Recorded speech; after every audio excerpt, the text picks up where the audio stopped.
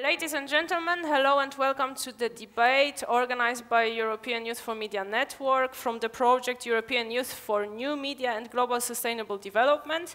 Our topic for today is sustainable development, and it's very important to talk about this topic because the society is living faster and faster, the climate is changing. And the people are changing, so for this reason it's important. And actually the debate about sustainable development started already in 19th century in Germany actually, and it's interesting because it started with the forest, because people realized themselves that it is worth to cut out as many trees from the forest as it's possible to plant afterwards, that the forest can renovate, rebuild itself. And with years this description was of course developed, and right now we are talking about global sustainable development, and right now it works like this more or less, that the current society should fulfill their own needs in a way that they will provide the good circumstances for the next generations. And how to make it, and if it's easy or not, we will talk today about our debate. My name is Daria Jaranowska, and next to me is sitting Arndt Selders, and we will be your hosts for today. Thank you, Daria. Also, hello from my side. My name is Arndt Selders. The other second important topic, besides sustainable development, will be engagement. But of course, Daria and I are not by ourselves on stage discussing this. We have a few guests here I want to introduce to you. Now, directly to my left, I want to introduce to you the gorgeous Andra Curelariu. She's the president of IQ Support in Bucharest, Romania. Maybe applause for her.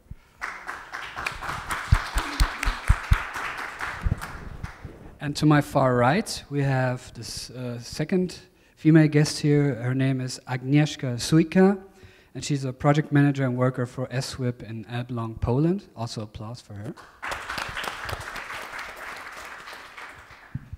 And next to her and Daria is Rui Montero. He's the director of Aarhus Global Media from Denmark. Applause for him also, please.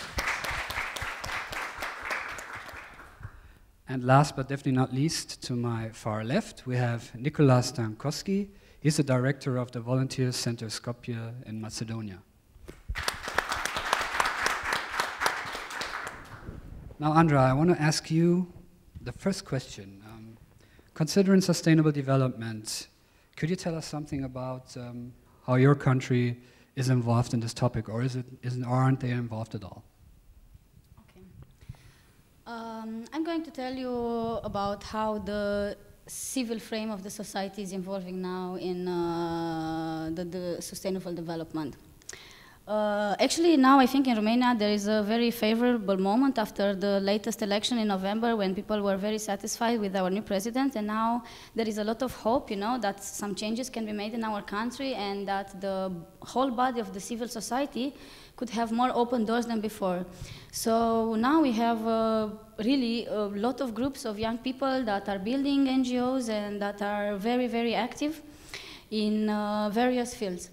One of them is like the ecology. There are a lot of young people that are moving away from the cities in order to build ecologic farms near the cities. And I'm very proud to say that there are a lot of my friends that have already done this. We have very nice tomato farms, and we have some farms where they are growing goats, you know, and they are producing cheese and milk from goat, which is very good for our health. And then I'm very proud to say about our own initiative of starting the ecological reconstruction of our forests. Even if it's crazy to hear, you know, in Romania we have deficit of trees. And now we are making a campaign, like people to people. We are not accessing non-governmental funds or non-European funds. We just want to make the people aware that they need to involve each and every individual in our common fight of building in our country the place where we would like to live. So we are planting trees in the basis of donation. We are making these farms. There is also a very big concern for the social side, you know, of the sustainable development. We have a lot of young people that are really investing a lot in the poor areas. They are really investing a lot in the disadvantaged areas, and they are working with minorities in the way of changing mentalities, working with children to make these children understand that the attitudes of their parents is really wrong, you know? So, I don't know, this maybe, I'm sure I could talk 1 hour just about this, but maybe like 3 main ideas, yeah. Yeah, thanks very much. We already had some insights. Nicola, how about your country? You heard what is happening in Romania. Is it the same or different? I can say that pretty much it's very similar, because also we have very young organizations, young people, enthusiasts who would like to develop more about our nation and our environment. Many people, the same thing, they're making their farms through permaculture activities, because we know that all these fields are quite full with pesticides, and people would like to eat healthy food. Also, from the formal way, our government have built a national strategy for sustainable development, and they have this strategy for 2009-2030, but the implementation of this strategy is not going on a good direction, because of lack of funds, a lack of money.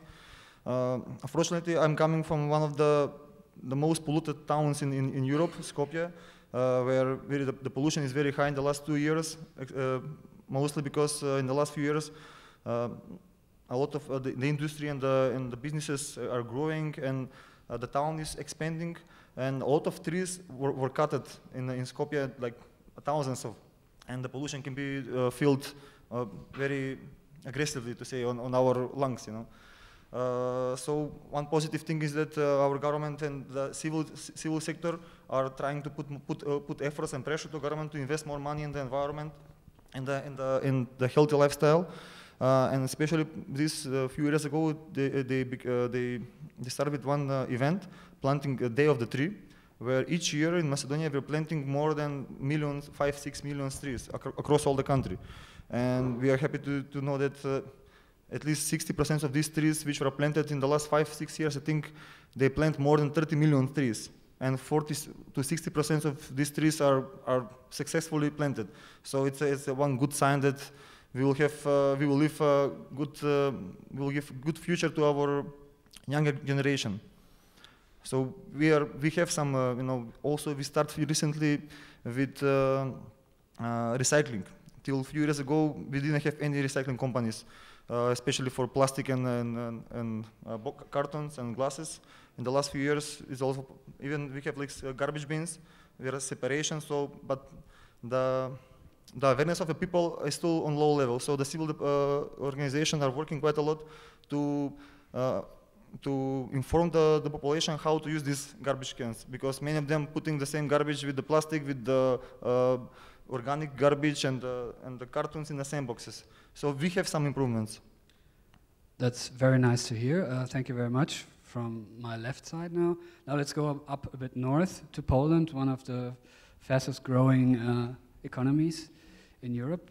How is it there? Is sustainable development a topic, or doesn't anybody care about it? No, we are involved as on a governmental ministry level, because as a member of EU, and also we have this sustainable development program for Poland till 2025. We'll also present at this United Nations Rio +20 meeting, where all the goals were proposed, and so we are all for it. But the other thing is that I think we as NGOs have a huge role to educate young people, especially young people, about sustainable development, the ecology.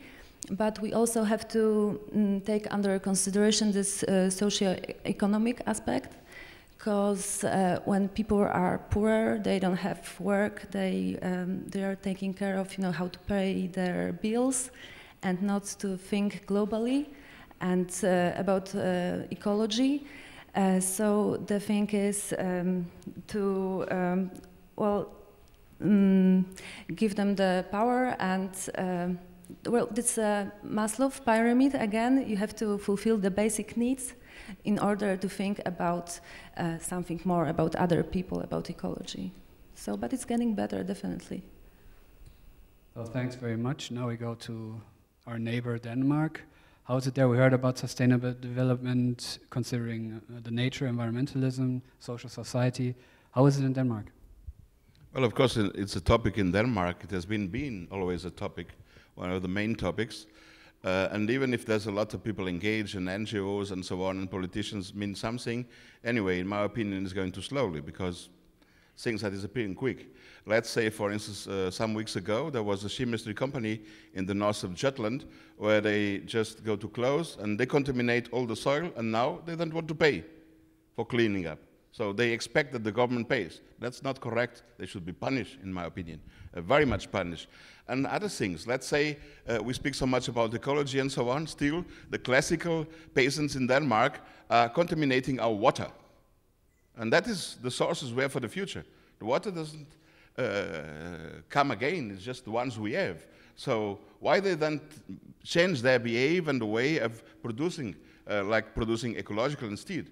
Why still we have to pay taxes for buying ecological products and so on? So there's still a lot of things, and in my opinion, it's going too slowly. Guys, during hearing your answers, I was actually thinking how it is in Germany. And it's very interesting for me as a Polish living in Germany, because in Poland it's not existing, and I think it exists in Denmark and maybe in a few countries, the system which is called Pfand in Germany.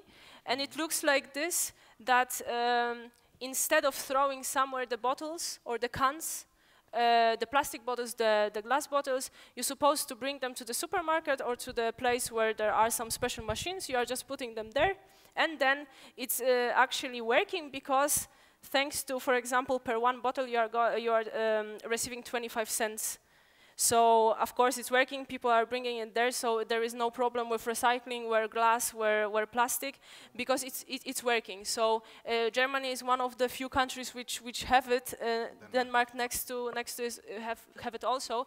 And I would actually show you a movie with another aspect of environmentalism, which was produced here in Munster. So let's watch.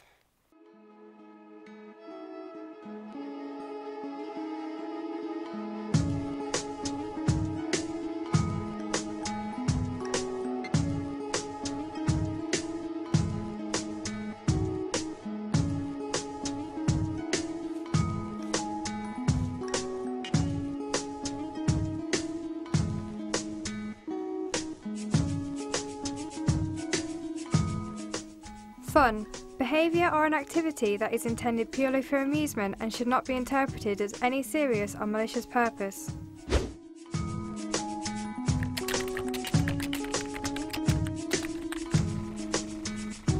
Every day, 62 AWM workers walk 40 kilometres a day to keep the streets of Munster clean. AWM of Munster is an owner-operated municipal facility responsible for the city cleaning and waste management of the entire municipal area of Munster. The cleaning of streets, gutters and bicycle paths are carried out by the sanitation department of the AWM on a weekly basis. 15 million metres of Munster streets, gutters and bicycle paths are cleaned each year. AWM operates a green waste compost system in which the green waste is converted into high quality or assured goods and compost together with the fermentation residue from the organic waste fermentation system. The compost is then marketed.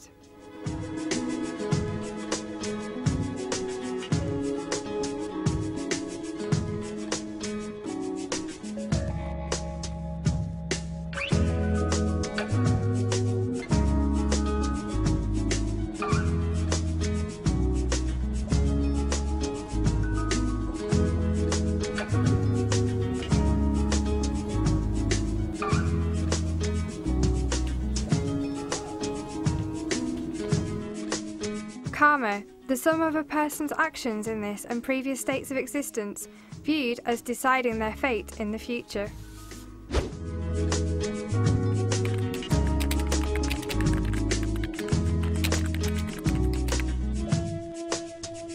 AWM operate 12 recycling facilities for the collection of recyclable material, garden and problem waste, as well as bulky waste from households. In 1990, 994.7 kilograms of waste was collected per person annually. In 2011, this was down by 518.7 kilograms per person, which shows a shift in environmental awareness in the city of Munster. Another positive outcome is the amount of waste being recycled has hugely increased. In 1990, only 12% of total waste was recycled, and in 2011 this was up to 80%.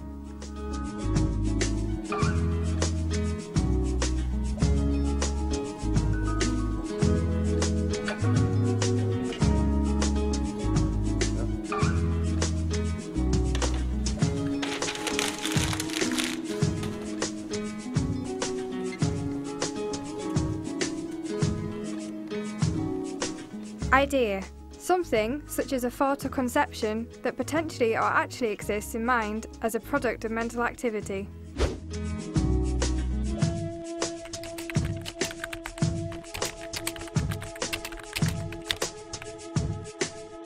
Within the municipal area of the city of Munster, paper and cardboard is collected from a wide area of private households via the blue waste paper container.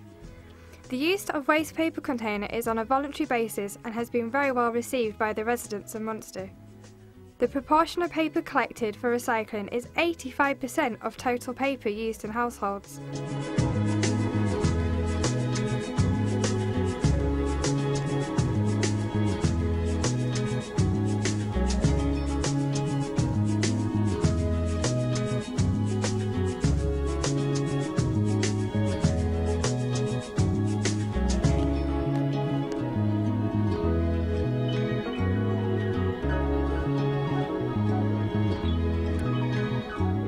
Nutrition, the process of providing or obtaining the food necessary for health and growth.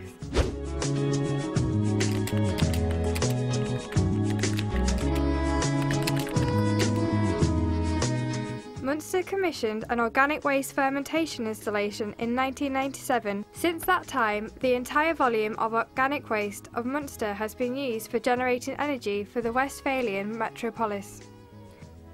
Most of the green power for Munster is produced by the combined heat and power plant at the site, where GEA Westphalian separator decanters have also been used since the beginning of last year.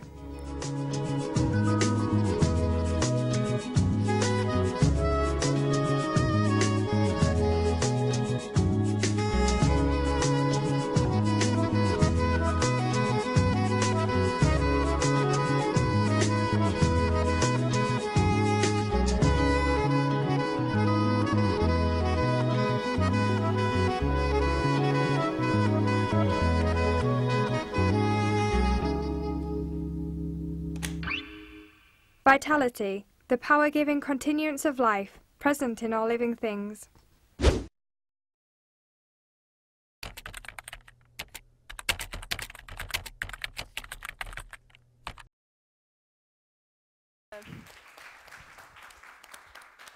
So as you could see, there is many possibilities to help and to support environment. And actually I have a question to Agnieszka, because Poland is a country which is receiving actually the most grants from European Union. And I would like to actually know to what kind of, which sectors Poland is spending those money. So I know that it's about the culture, about the administration, about the society, but what is with environmentalists, for example, and those money? Okay, so well, that's a wide topic. Well, since we are a member of European Union from 2004, we got a lot of grants from EU, and it's very good for us because we are really developing. Now we got another operational program, which is the education development, and the knowledge. And this program is basically more like for unemployment, for labor market, for social economy.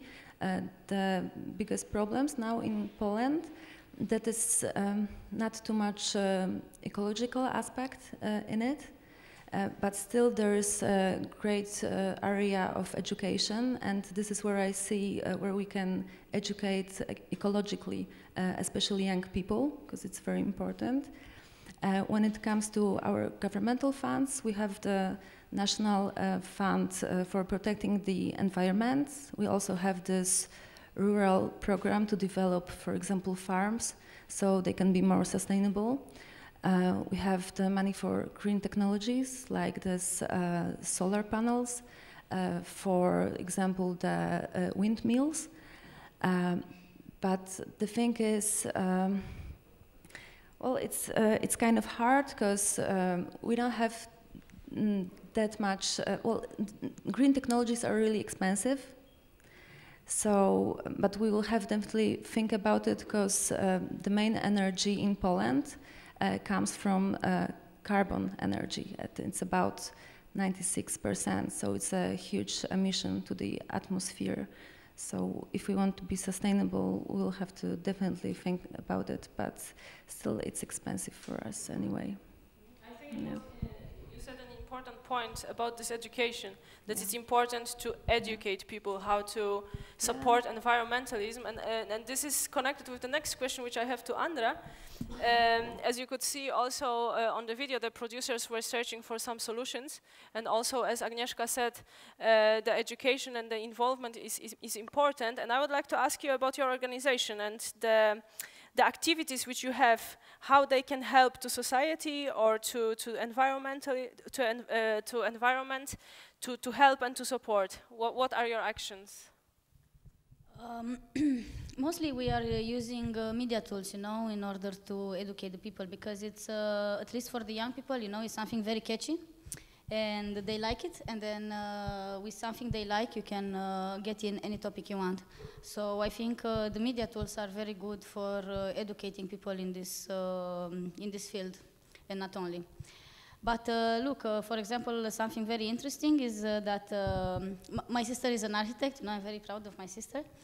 And I know that now the architects in Romania made a new order, and everybody is adhering to this. They are, everybody who is architect in Romania, they have to recycle by their own their organic garbage. So they have this, it's very cheap. You can take it or you can build it.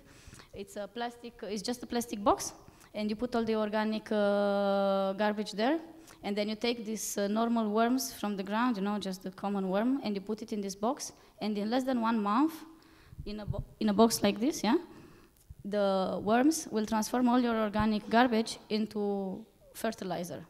So I think this is, very, very great, and I was thinking with my sister to start to make a movie about this, a documentary about this, and take interviews of the architects that started to think about this and how every architect is adhering to this.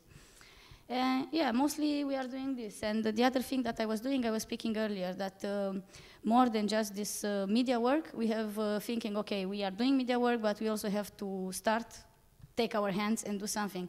And for this, quite recently, we have modified the status of our organization, and we have added there that we want to make ecological reconstruction.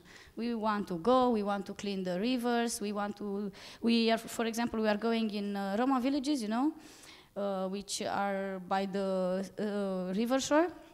And they are very, very dirty. Like everybody who has a shop or anything, they just throw the things in the water or near the water. So we are going there, we are gathering all the kids from school with their teachers, and we are going to clean. And we are telling them, look, there are a lot of foreign people who are coming from Germany, from Denmark, from Poland, and they're cleaning the shit of your parents. So please, clean with us and tell your parents not to do it again. I'm sure it's not a big change all at once, but slowly, slowly, from 100 children, one will understand it. So, and that child will grow and he can influence further.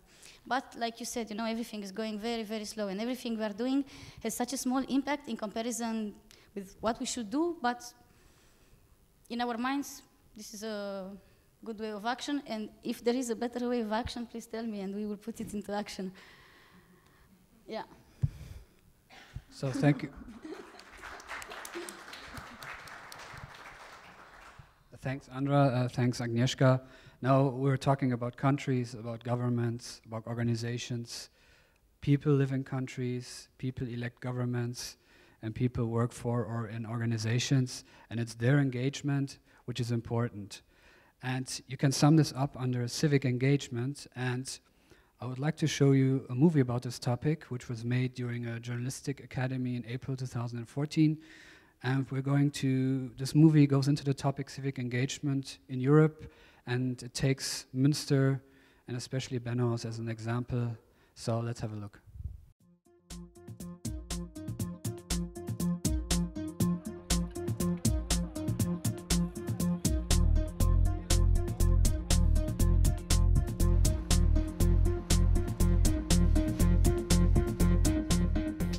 All over Europe, citizens are active in doing voluntary work.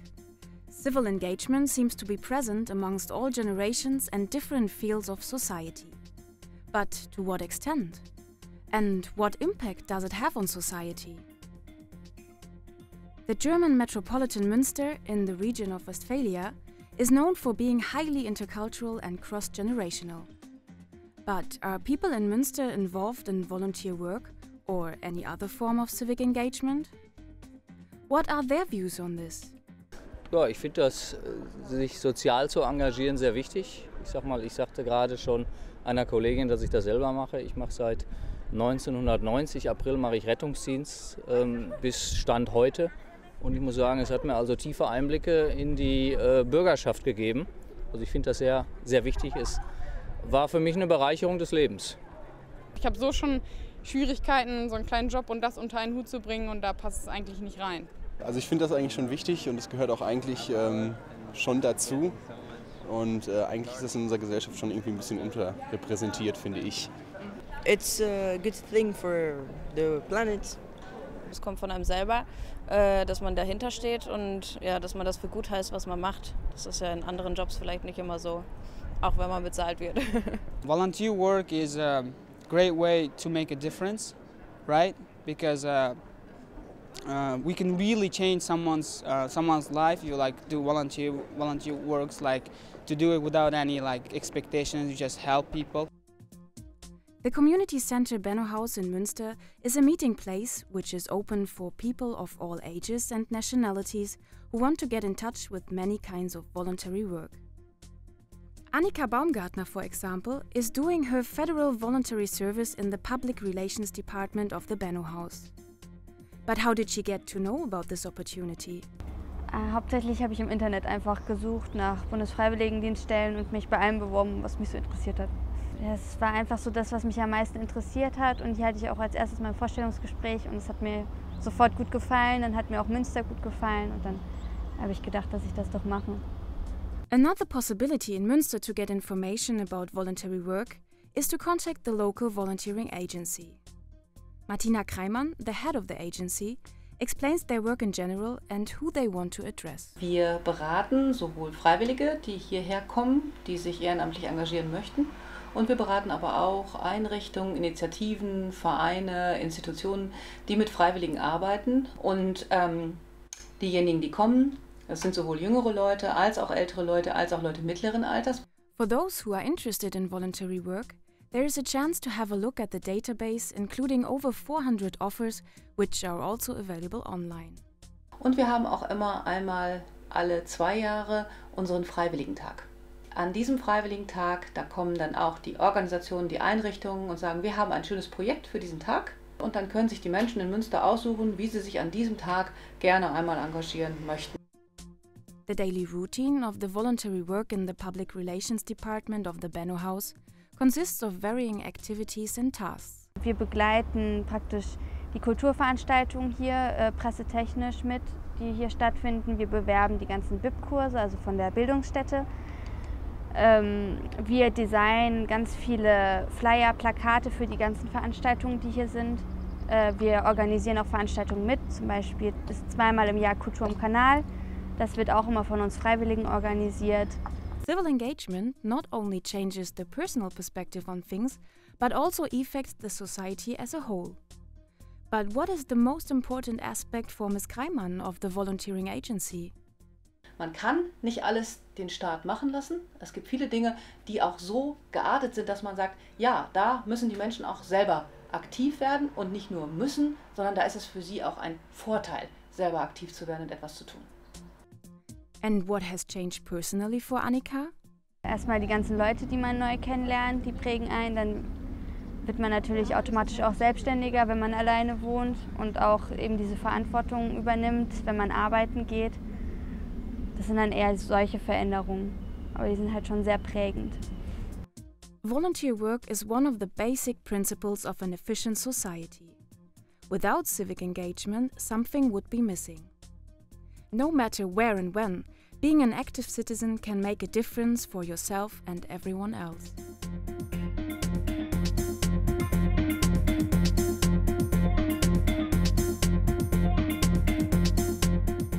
So, as we could see in the movie, in the beginning and the end, there were some examples of civic engagement and volunteering throughout Europe and beyond. Now, Nicola, you as the president of the Volunteer Center Skopje, and you have it already in your name of your organization, how is it working with volunteers, considering your organization? And how does it affect them and your organization? Yes, our name, Volunteer Center Skopje, is given the fact that we are putting our focus on volunteering activities. And I can say that we are working since 2005.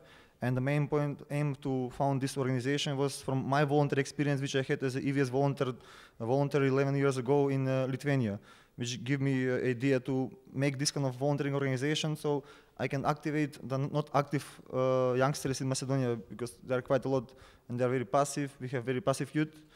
So the idea to make this organization and help the youngsters to open their eyes and to have something to do more interactive than to spend their time more interactive than spending time on Facebook and on other things instead of doing something useful for the society. Our organization is involved in locally with volunteering and also internationally. As an organization, we send each year more than 25 volunteers to international EVS projects, and also locally we also bring international EVS volunteers to be involved in the activities, in the projects which we are running in Skopje. I can say that Macedonians are not so interested to volunteering, especially because it's not paid job. But the things are changing. Youngsters are more and more motivated because they start to see that from different perspective, because they get some new wave of experience, knowledge on different way. So they are starting to evolve more and more in this kind of activities together with our international volunteers. And I can mention that we are, as an organization, we are helping to different organizations who need volunteers. As a volunteer organization, we are running a big database of volunteers, and if some organization need volunteers or some support, they approach to us, and we try to help them and find them volunteers from the specific background for the project needs. Yeah, thanks very much. Now we got an insight into the Volunteer Center Skopje. Now back to you, Rui. You heard how they're getting engaged in volunteer work and civic engagement. How is it with your organization? How is it involved in civic engagement, and especially considering the topic sustainable development? Well, as you know, we have a lot of volunteers in our organization, especially in the radio, not so much on TV. And anyway, we use a lot of efforts in relation to inform the public, general public, because the mainstream media doesn't do a lot of information about these things. So we have an environment magazine where we treat all the things. We have seen some examples earlier about that. And we have all other kind of magazines who focus on these things who are important.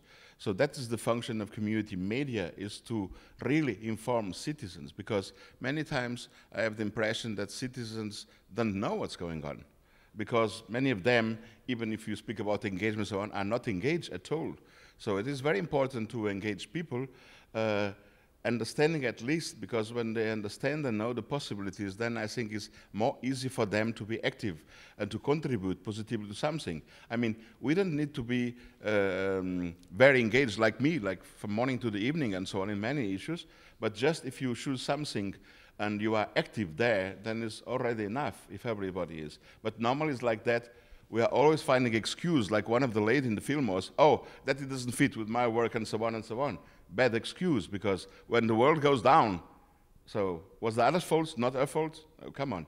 So we have to see all these things. But the basic things is that our society is wrong constructed from the beginning.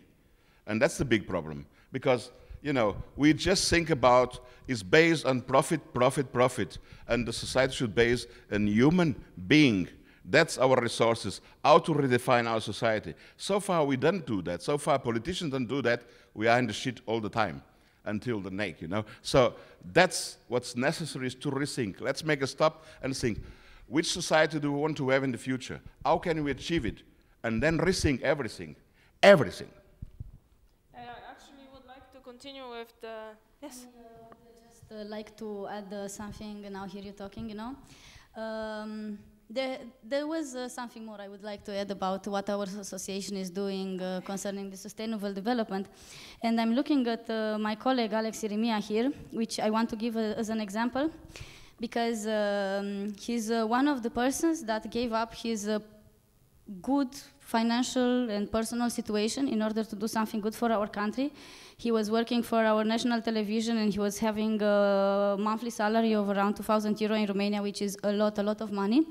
And he gave up this job in order to initiate the bicycle project in Romania. So he started to work for 150 euro, and he was renting bikes for free in the park.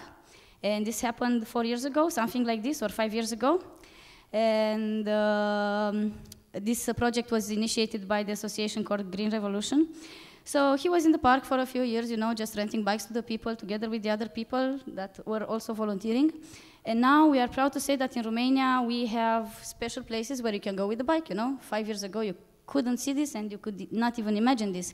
And when you were with the bike in the beginning, I remember, you know, there was this special place to go with the bike, and just it was crowded with pedestrians.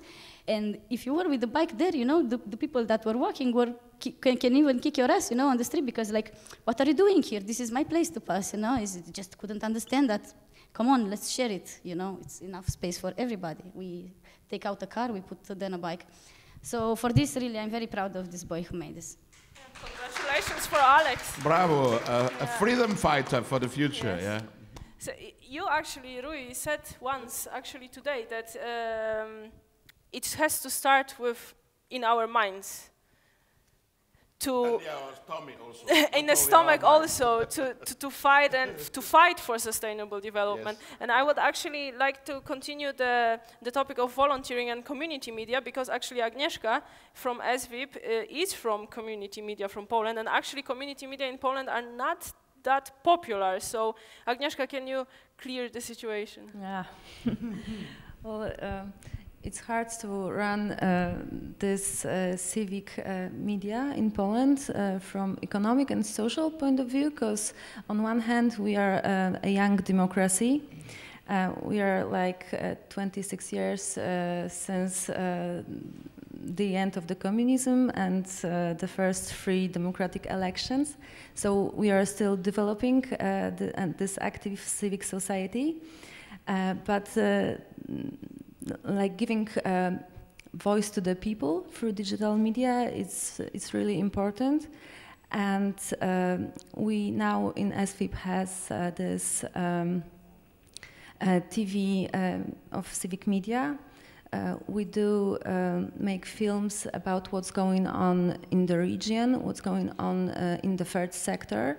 So we try to give voice to also young people. We have a new project. It's like Elbląg. This is the name of the city where my association started. This is the project for young people, Elbląg in the eye of the youth. So we're giving the voice to the youth so they can talk about their problems, their concerns, what do they want, and it's all about consulting, asking the citizens. It's all about well, good local management, good ruling. So the other thing is that we have a newspaper. It is called in Polish, it's pozarządowiec. So it's a created word, so it's hard to translate, but it means not. Yeah, it's like for non-governmental initiatives, right? and this is the newspaper which also shows the activity of society among different groups of people, especially in the third sector, because we are still developing it. And the other problem with civic media, it's the economic, it's the cash flow, because basically we are doing it based on external financial grants from EU, from Norwegian grants, from local grants, but it's, you know, it's the action from project to the project. So there's a huge problem with this sustainability and this fluent actions, but in every project we are applying for, we are having, we try to put some civic media in it, some civic action media. I want to say something, yes, because that's one of the reasons why Community Media Forum Europe, which I've been one of the co-founders, is fighting in relation to the EU Parliament and so on, to recognition of community media in all levels, because not all countries in the EU have a community media law, like Denmark or even Germany or Austria and so on, and Ireland and so on, other countries. But many countries don't have, like Poland, for instance. So we are applying European Commission to recognize community media, because this is a very important way to engage citizens and to inform about EU and other issues and many other issues. So I normally say, if a country doesn't have a community media law, the country is not democratic. I'm so far to say that. And that's, unfortunately, there's many countries like Poland, like Spain, who still don't have, and other countries don't have any community media law. And that is very important that we fight. Jürgen Linke was referring today afternoon about the 2008, about the white paper. In fact, that was a work from CMFA, at least, but the work is not finished, because we still don't achieve the point where all EU recognize all community media in all EU countries. And that should be the fight to fight. Actually, once the director of SVIP, of Agnieszka's organization, once said that in Poland with the community media is a problem, that first of all you have to deal with the religion, because if you are saying something against, and as you know 90% or even more people in Poland are Catholic, and second of all you unfortunately need to make a business from it. If you are not having commercials and so on, you will just not exist. So it's economic reasons, so really you are definitely right, and unfortunately I have to agree with this point of view for Polish community media. But hopefully it will get better thanks to organizations like SVIP.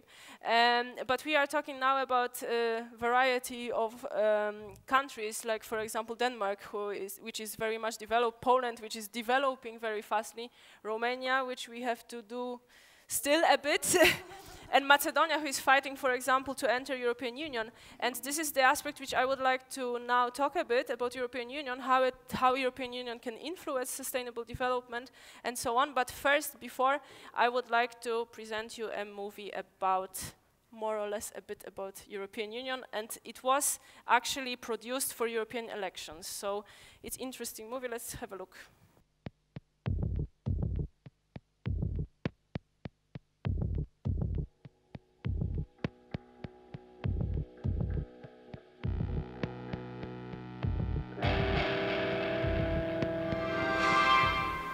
Welcome to the emergency news. Since this morning, borders between Germany and Poland are shut down. Due to the breakdown of the European Union, tensions between the former member states are rising. Germany, France and Poland raised their military investments from 5 up to 50%. After the attack on the European Prime Minister, the buildings of the European Parliament are still occupied.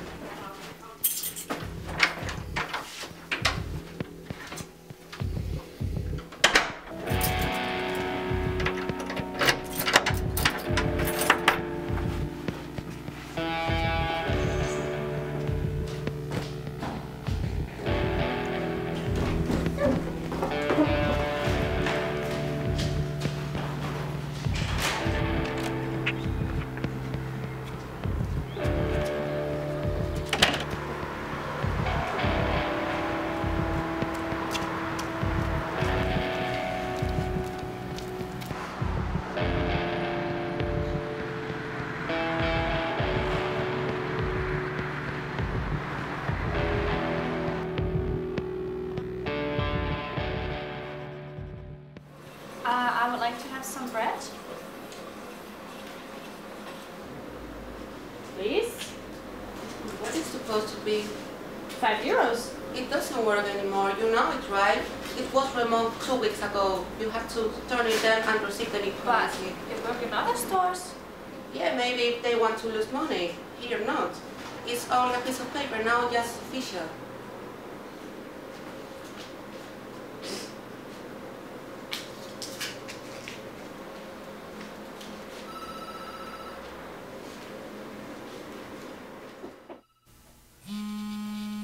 Hey honey, how are you? Not so good, sweetie. I'm still here in Poland. I'm stuck here. The borders are closed now. Really? Yeah. What does it mean they're closed? I don't know. No, I'm Polish. I'm not sure if they let me back inside. Sweetie, let's talk about it later, okay? Okay. Please be careful. Huh. Remember, you have to use a secure connection. Government will... Cut all calls otherwise. Okay, love you. Bye. See you soon. Bye. Hey, watch out. Freeze! Anti-espionage police. I'll need to see your papers, please. What? Why? Because I say so.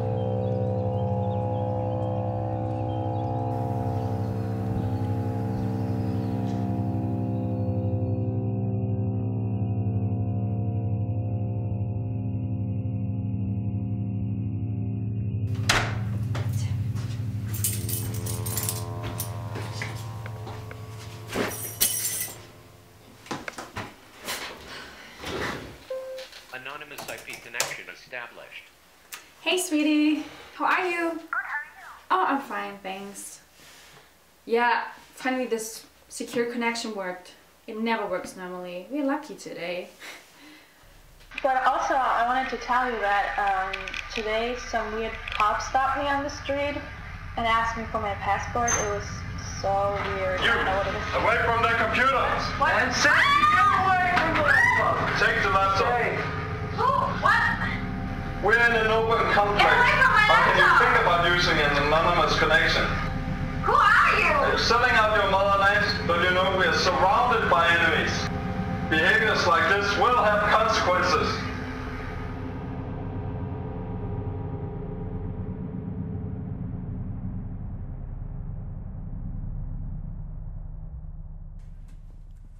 And then they even took my laptop. Everything went to shit here since the euro collapsed. Everything was so great, and now this... How could this even happen? Yeah, all true. But what did you exactly do about it? Did you take any action? Did you even vote back then?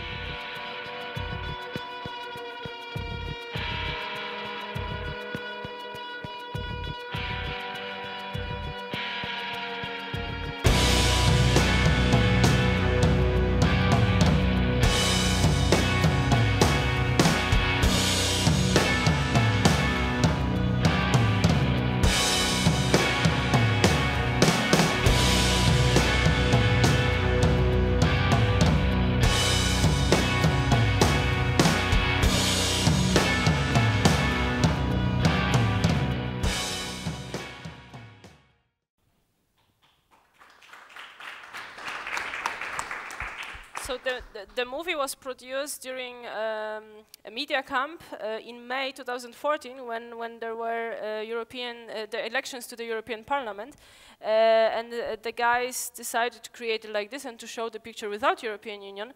So my question would be to Andra, what Romania got or received since they are in European Union? Do you think that it was a good decision to enter European Union? Do you think Romania is really in European Union? Yeah, theoretically it is. Actually, I cannot help not saying something. I will just say it. You know, everything I think has good sides and bad sides. But I think the reality is that European Union has really no idea about how things are working in Romania, you know? And I will give you an example what is happening in my hometown. I was home for Christmas, this Christmas, and I didn't go there in a long time, so I catch up with all the people we were together in high school. And there is this guy that is a police officer. He wanted to become a police officer, but his parents didn't have so much money to get him in a good office. So he arrived to be a police officer in a village in the north of Romania, in Botoșani. And guess what he's telling me from his job? He's telling me, in our village we have this woman that is all the time going to steal, and my boss is saying, we have to give this woman a lesson. We cannot just put her to prison just because he's stealing. It means we should give her food and take care of her, and it would be so much trouble, just for somebody who's stealing. So one night, his boss is telling my colleague, come with me. They go in the car, they stop the car in front of this woman's house, and his boss is telling him, just go find some stones and put them in the trunk of the car. And he's like, what? Just get some stones and put them in the back of the car. And I'm just going to get inside the house for one moment. So the guy, if this is what his boss told him, what can he do? Get fired? He put the stones in the back of the car, while his boss went inside the house, took this woman like this by force out from her house, put her in the car. They start to drive over the hills, over the stones for like 15, 20 minutes. And then they stop the car. This woman was full of blood, everything, and they just throw her out from the car, and the boss is saying, so, are you going to steal again? And I was like completely shocked. It's like, man, we are in European Union. How can you do this kind of things? And anyway, he told me more things, but I will tell you personally if you want to find out more. And I feel we're still very behind, with everything. And like you said, there's no community media. There's nobody showing these things on TV. And it's really crazy because people have no idea what is happening in our country. But to answer your question is that I think one of the best things that happens since we are in European Union is that we have access to the world. We can travel, we can see. I don't imagine myself now, if I didn't have these 10 years behind, when I was traveling, I was observing, I was learning, I was teaching, and build the person who I am. And the person who I am was not just built in Romania. I have a Romanian essence inside of me. But my Turkish experience, my German experience, my Estonian experience, my Polish experience, really made the person who I am and really enlarged my perspectives. And I'm sure that without the partners to the European Union, we could have never done this, So the access to the information and to the world can compensate, personally for me, for all the other things that don't go so good. But how to make it, to change the situation that Romania will finally have a feeling that you are in European Union, for example?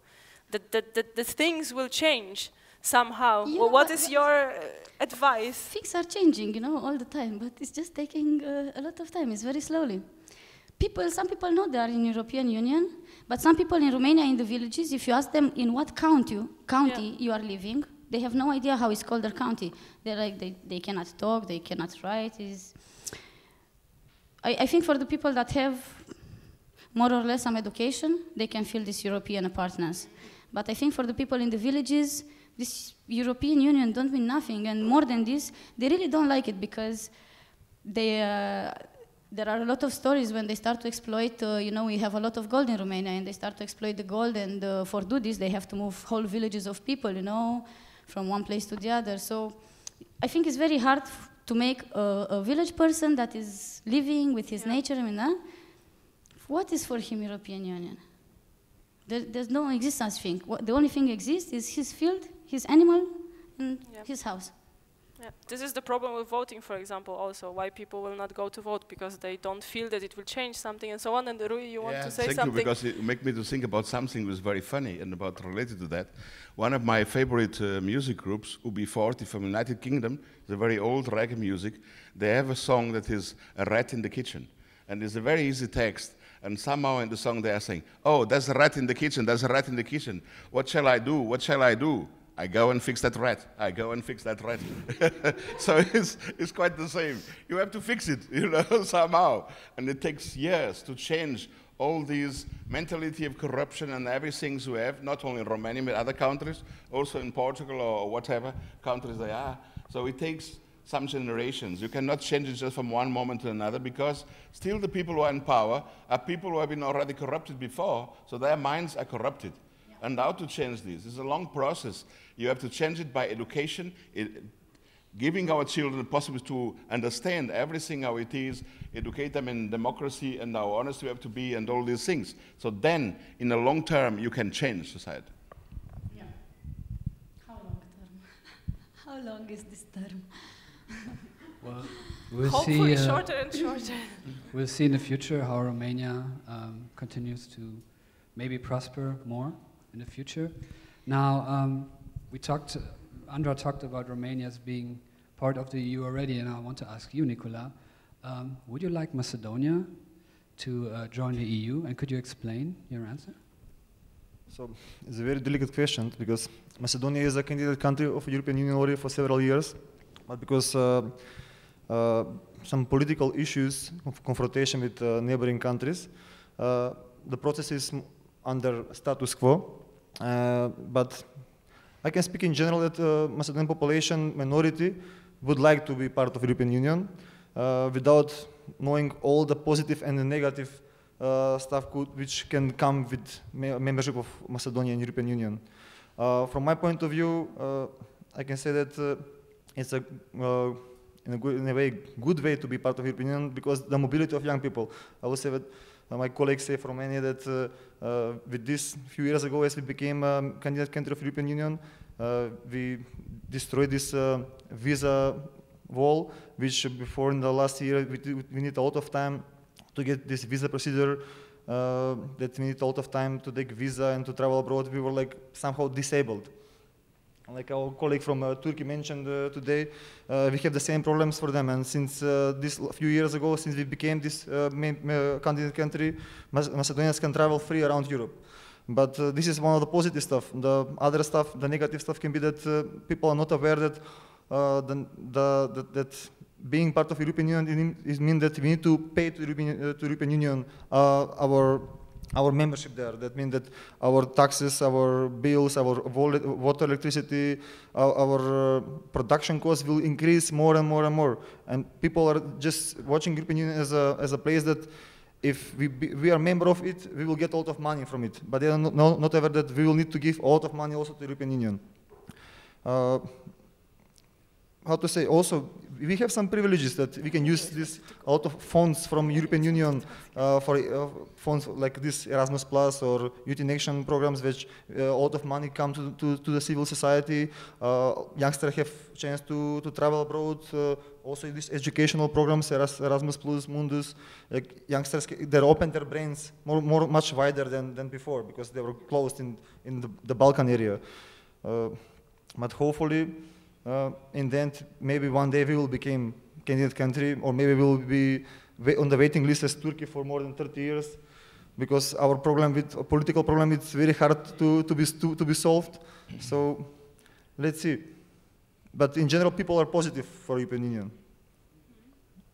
Yes, but I want to say something about all these things, because we must not forget one thing. We just celebrate 70 years that Second World War. So I see the European Union as a positive thing, is that is somehow contributing to a peace in the European Union. And that's a very important element, in my opinion. When I said that, then it doesn't mean that I'm blind, I will not see.